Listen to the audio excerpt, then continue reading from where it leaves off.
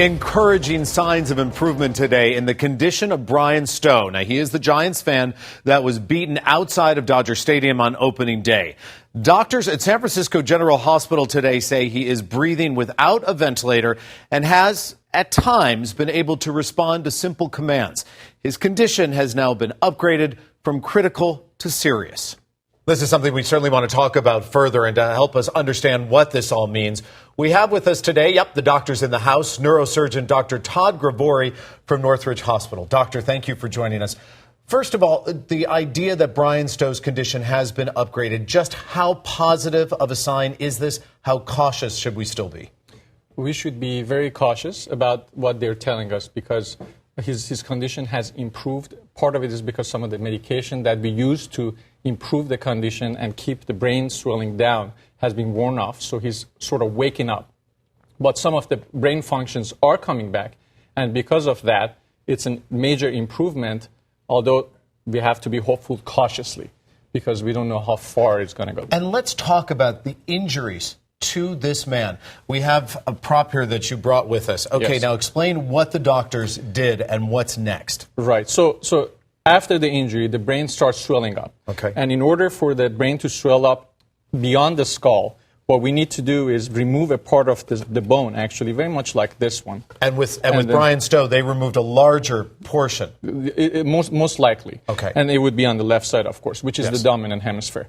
And so the brain swells up beyond this point, and then we put the patient on medication, and after the swelling goes down with time and some treatment, then after about 3 to 6 months, we put this back, if it's available. Okay, and you put this back, and then it's just a wait and see until we can get him into rehab? That's correct. That would be the next step, and it depends how far and how well and quickly he recovers, where he can participate in rehabilitation. He's nowhere near that now, but that would be what they would hope that they could accomplish. When we talk about the recovery process, is it possible that Brian Stowe could once again return to leading a normal life? Although I don't know the specifics of his injury, because obviously I haven't seen the scans, but it is possible. Because right now he's moving his left side, which is controlled by the right side brain. The left side is the injured part, and we have to see how that recovers. And when you have the situation with his recovery, what are the possible setbacks that we have to watch out for right now? Well, during this long period of recovery, he could have infections, he could have more swelling in his brain.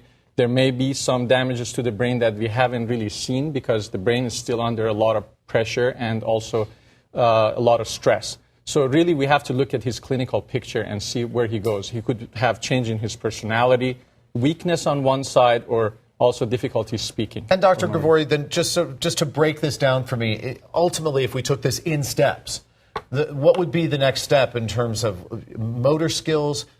Would he be able to speak? Would he be able to say certain things?